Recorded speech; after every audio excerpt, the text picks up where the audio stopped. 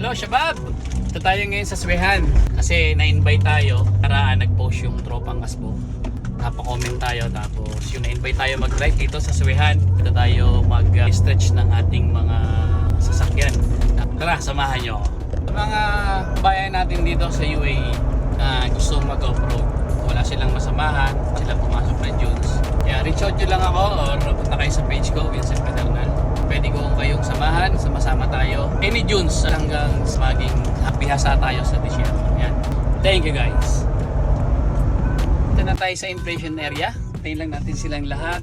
And konting briefing kasi medyo maganda yung buhangin, malambot. So, kahit Sa Niagara Hills, Isang beses. pero hindi namin kinaya na. Hindi na kinaya kasi power. di ba? Switching tayo. Okay. Okay. So, pag walang momentum, hindi tayo second attempt, walang problema mag-attempt. Puro attempt. And i-guide namin kayo, hindi tayo mag-iiwanan. Okay? Babalikan ko kayo. So, ako yung mag-guide sa inyo and then laging follow the track.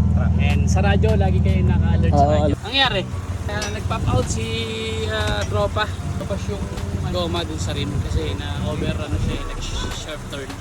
Hindi nakabidla. Kaya sa mga nag-off-road, pwede kayo mag-bidlock. Hey Sir Mark, ito nga pala nagjujunes dito sa UAE. Yan. Yan nyo ba? Yun yung bumubuo ng mga Land Cruiser tsaka patol sa Pinas. Wow. Galing siya. May mga ano yun, mga Tudor, di ba? Yes, Tudor yung kanya, yung gamit niya Tudor.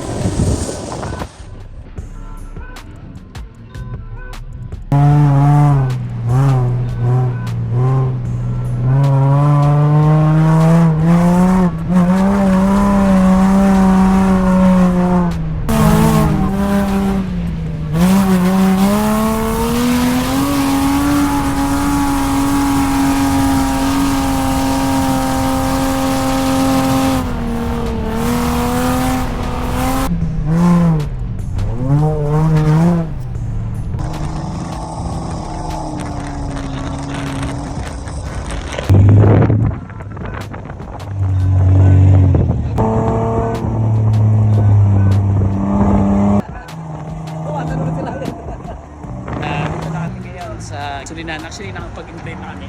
Hindi na lang namin napakita sa video kanina kasi medyo madilim din sa inflation area. So ito kami lahat, pakita mo. Lahat yan. Ito yung mga kasama namin.